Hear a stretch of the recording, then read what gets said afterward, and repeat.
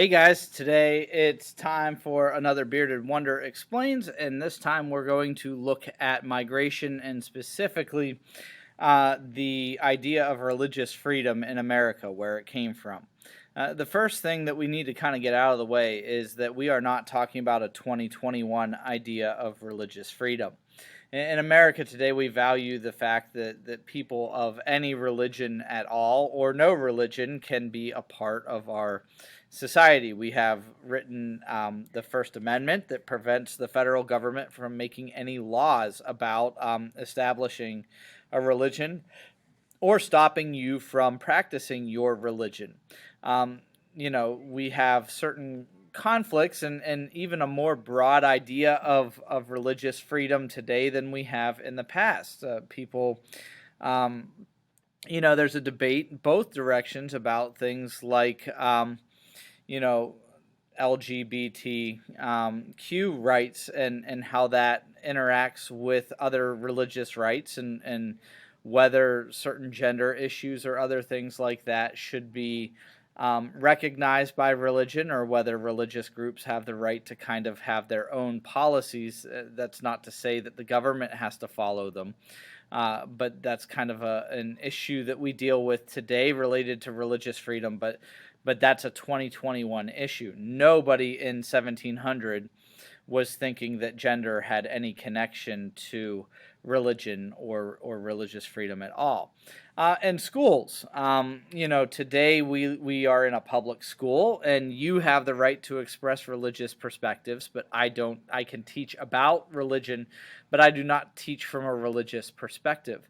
And again, that would be very strange to somebody in 1700. Every school was run by a religious group and existed in part to teach religion. So we have to understand that the religious people or groups that came to America in the 16 and 1700s didn't think about religious freedom or define it the way that we do.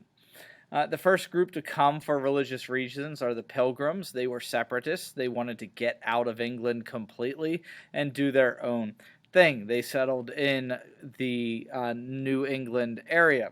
Puritans came right after them.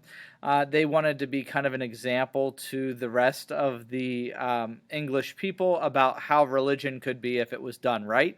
Also settled in New England. Then we have kind of a group that split off from the Puritans in Rhode Island, led by a man named Roger Williams, who basically believed that as long as you were Christian, it didn't really matter what kind of Christian you were, and that was Rhode Island. We had Quakers, who were another British religious group. They basically thought that you should stay out of everybody else's business. William Penn was a Quaker. Charles II kind of owed him a favor and so granted him land in Pennsylvania or Penn's Woods. In Latin, and so we have the Quakers. We also have Catholics. After Henry VIII changes England from the church or from the Catholic Church to the Church of England, Catholics are kind of persecuted in England, and so many of them wanted to leave. They came to Mary's Land, or Maryland is what we would call it today. We also have French Huguenots. We have Pennsylvania Deutsch. Many people call them the Pennsylvania Dutch, but it's Deutsch. They were Germans coming from different places in Germany, largely because of the fact that they were the wrong kind of Protestant or Catholic.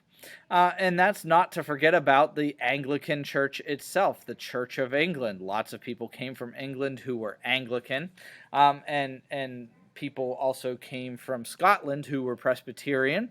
And so what do these groups of people have in common? In other words, if we're going to bring all these different groups of people over to the American colonies, how does having lots of different groups create religious freedom? Well, most of them, you can see the stars here, were not in power in their country or in their location. In other words, they came to get away. They were pushed because of their religious beliefs. They were persecuted. That doesn't mean necessarily killed, but they were persecuted because of their religious beliefs.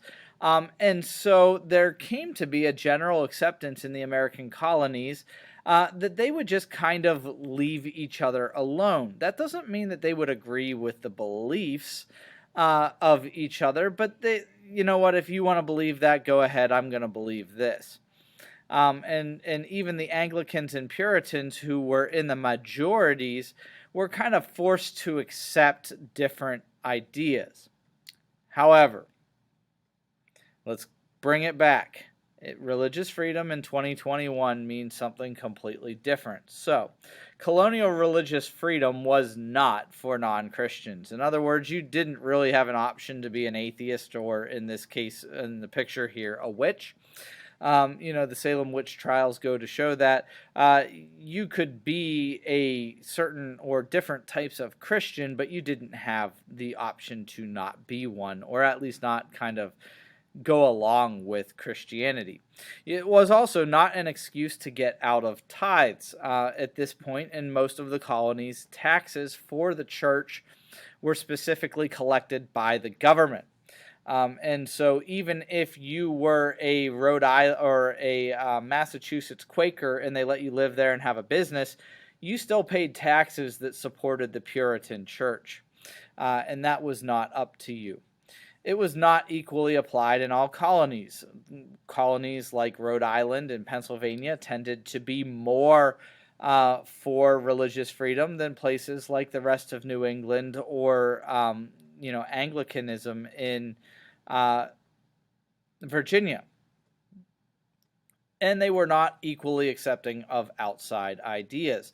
So just because I let you live there and do your thing does not mean that I let your ideas tell me how my country or colony is going to run. However, it was way more religiously diverse and free than it would have been in Europe. Things were much worse in Europe at the same time period than they were in the colonies. And it was generally tolerant. Which means that you weren't killed or even you probably were allowed to do business and kind of have a, quote, normal life, even if you weren't the same kind of Christian as other people in your colony. And so as far as religious freedom and attitudes in the colonies were concerned, we can say that it was way more, but definitely not what we would consider today to be religiously free. However, this diversity does have a large impact on the continuing development of freedom. So when we have the First Amendment that says that the government can't make any law establishing any kind of religious belief at all, it's kind of up to each person to decide what they believe. This is the reason why.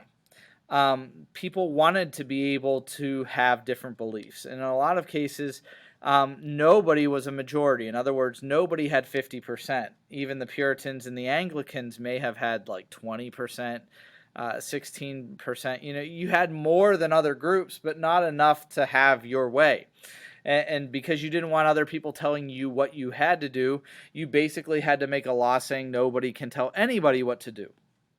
And so this is a very large influence on the continuing development of religious attitudes. And the reason why in 2021 we believe what we believe is directly connected to these groups and why they came and how they dealt with living with each other.